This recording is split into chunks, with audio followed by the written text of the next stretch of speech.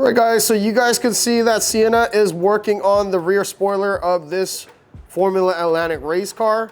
What we'll be doing is adding PPF on the side pods. You guys can see that it's quite intricate in design, very curvy with a lot of stretching. This really can't be done in one piece if you want to have no glue lines and distortion in the film. So Sienna is gonna do a seam right around this top edge where it kind of folds in, so that way we can kind of hide the seams. So yeah, this gentleman actually had another installer do PPF before, but was unhappy. I think they were trying to do it in one piece when it had a lot of distortion in the film, stretch lines, glue lines, and all of that stuff. So yeah, we're gonna go and get started.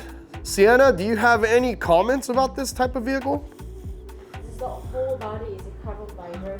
Okay, so it's all carbon? Yeah. So we have to be careful about the paint job, because this one, the both of them, I mean, the whole body is like repainted like 2 months ago. Mm-hmm. So we try not to be positioning. So try to reposition as little as possible. Yeah, because you could always have a chance of lifting the clear coat off one of these, and that just would compound the problem, and the customer wouldn't be so happy with that. So yeah, all right, we're gonna go ahead and get started, guys. So we'll check back in. I'm gonna help Sienna lay down some of the larger pieces so we could avoid contamination while working in this kind of shop environment. And when you're working in an environment like this, guys, just make sure you spend the extra time on prepping the vehicle, especially if you don't want to be repositioning film or lifting film or whatnot to avoid clear coat disruption and issues. Now, this is one of the Formula Atlantic series that I was really into. I think it was running in the 90s and 80s and stuff like that. This is not the one with the Toyota 4AG engine, kind of like the one that you guys see from Hasselgren, but they use those in Formula Atlantic as well. I believe this is the Mazda MZR engine in this one. So 2.3 liter, much more modern, and I believe it was done to keep the running costs of those engines down. So pretty cool. Don't really work on Formula race cars all the time, but this was a very cool experience. And shout out to Greg, who's letting us work on his Pride and Joy.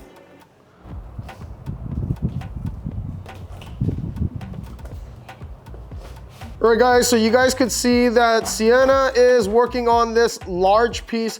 Now this is very complicated, so she is gonna try to get maximum coverage, but we also have to be mindful that this customer just went through an experience with other installers and he had very unsightly glue lines and distortion for the PPF. So we're gonna do a little bit of a different trick. Sienna is working on that now. She's letting the film relax, and we'll be using a steamer to kind of gently lay this film down so we could avoid those glue distortions.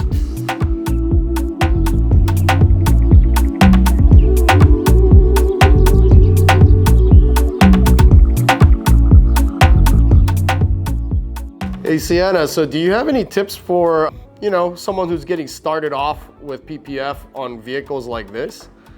No, just don't do it? Yeah, don't accept the job you can't handle, right? Don't give up, you just try everything. Yeah. So this car is just difficult regardless, huh?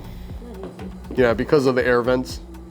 All right guys, so we're gonna let Sienna finish up this car. We did want to just show you guys kind of some of the stuff we do aside from our normal PPF on Teslas and things like that. We do also protect race cars too, so this is one of them. We also did another Porsche Cup car before, as well as a Shelby GT350. So yeah, if you guys are looking for this type of service, we don't say no to any job. So, you know, we'll definitely love to help you guys out, see what we can do for your project.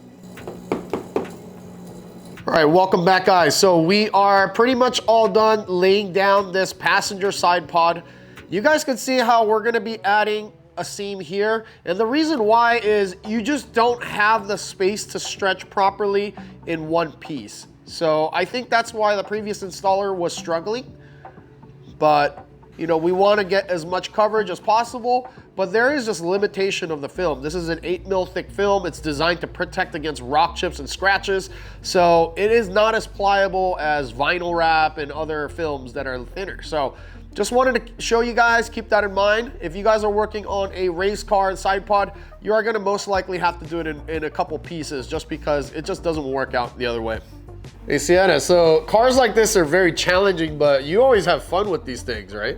Yeah, because I have done with the, Cobra, Chevy Cobra. Oh yeah, that's right. And the GT350 at the Peterson Automotive Museum. Oh, yeah, right. Yeah, so a lot of race cars are pretty tricky, but I think Sienna really likes to work on them because it lets her creativity come out. So you get to kind of not follow what's, in the database for patterns or anything. It's completely up to your own creativity. So yeah, we really like doing these kind of projects. If you guys have anything specific in mind that you like to protect, give Sienna or I a call here at Wrapstars and we'll be able to take care of you guys.